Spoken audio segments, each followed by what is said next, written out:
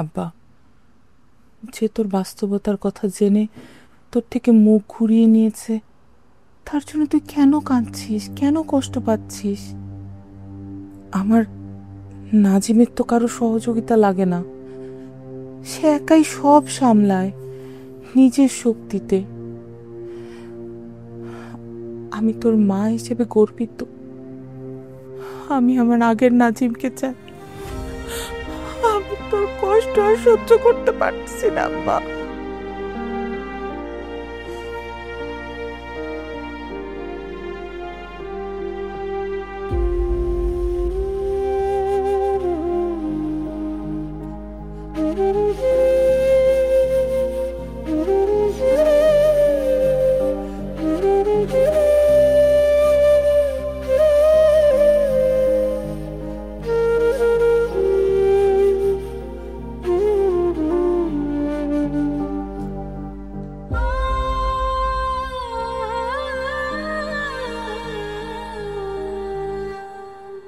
নিঝুম,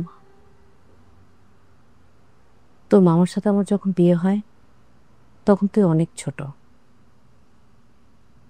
কিন্তু যত দিন যাচ্ছে তুই আমার মেয়ে হয়ে উঠেছিস। তোকে আমি পেটে ধরিনি সত্য, কিন্তু মা মেয়ের যে সম্পর্ক, তার থেকে তোর আর আমার কম না, বরং আমাদের বন্ধুত্ব আর বোঝাপড়াটা অনেক মজবুত। তোর কষ্টে আমার খারাপ লাগবে, এটা খুবই স্বাভাবিক, কিন্তু তুই যে নাজিমকে ভুল বুঝে কষ্ট পাচ্ছিস, এটা ঠিক হচ্ছে না মা।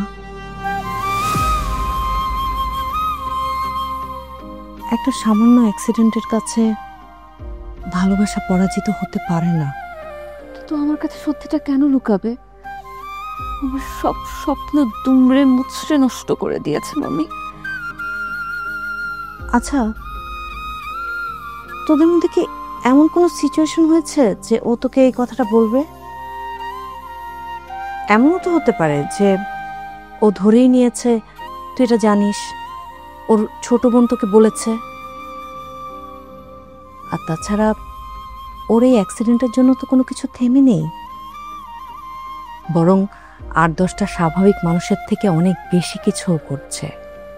সামাজিক, পারিবারিক, মানবিক সব কাজে ও এগিয়ে।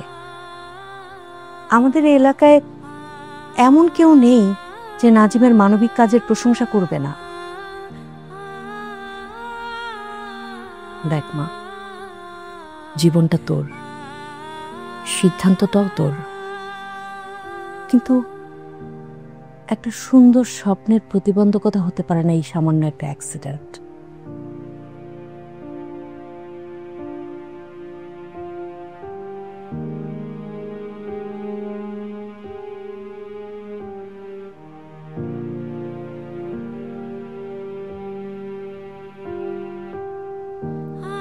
তোকে এই অবস্থা আমি দেখতে পারছি না।